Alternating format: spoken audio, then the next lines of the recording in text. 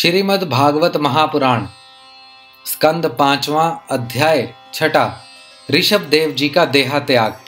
राजा परीक्षित ने पूछा, भगवान, योग रूप वायु से प्रज्वलित हुई ज्ञान अग्नि से जिनके राग आदि कर्म बीज दुग्ध हो गए थे, उन आत्मा राम मुनियों को दैववश यदि स्वयं ही अणिम आदि सिद्धियां प्राप्त हो जाएं, तो वे उनके राग द्वेषादि कलेशों का कारण तो किसी प्रकार हो नहीं सकती।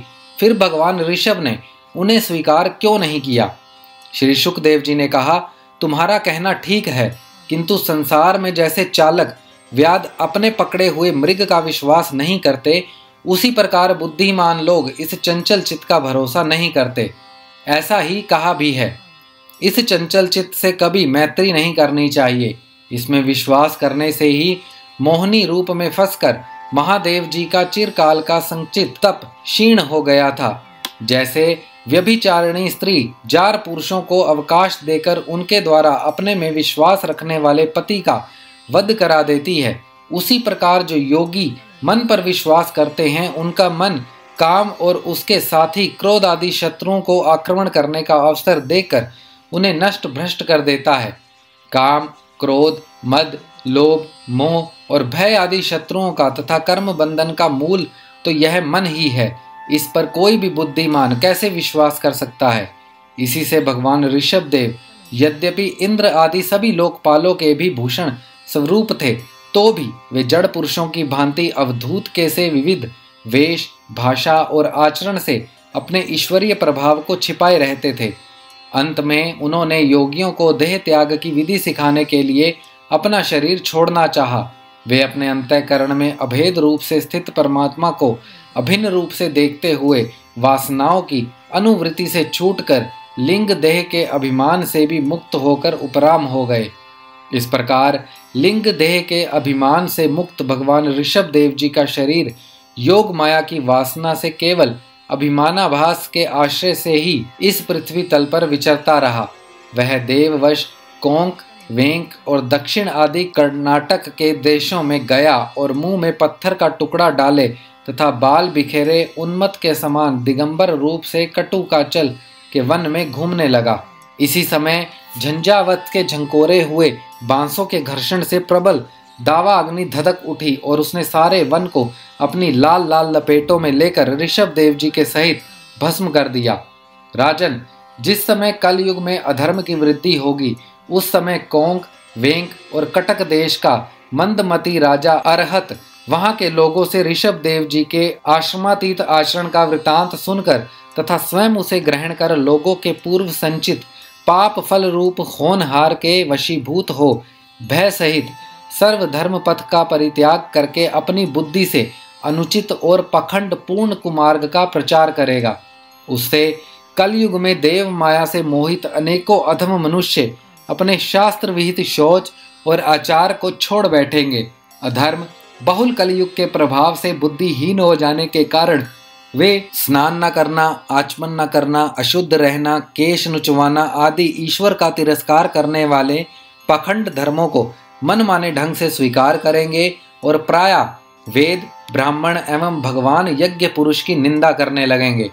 वे अपनी इस नवीन अवैधित स्वेच्छाकृत प्रवृत्ति में अंध परंपरा से विश्वास करके मतवाले रहने के कारण स्वयं ही घोर नरक में गिरेंगे।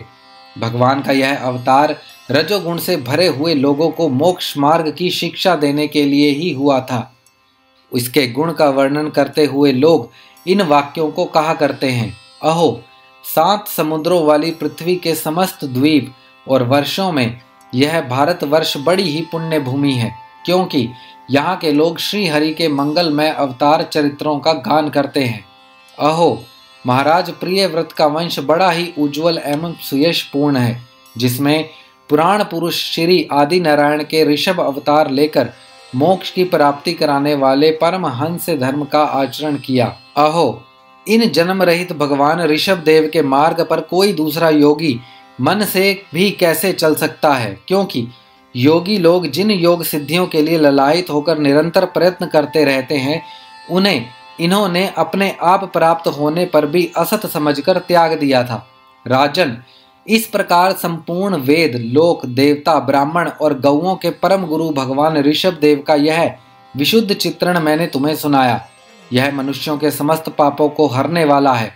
जो मनुष्य इस परम मंगलमय पवित्र चरित्र को एकाग्र चित्त से श्रद्धा पूर्वक निरंतर सुनते या सुनाते हैं, उन दोनों की ही भगवान वासुदेव में अनन्य भक्ति हो जाती है। तरह तरह के पापों से पूर्ण, सांसारिक तापों से अत्यंत तपे हुए अपने अंतःकरण को पंडित जन इस भक्ति सरिता में ही नित्य निरंतर नहलाते रहते हैं।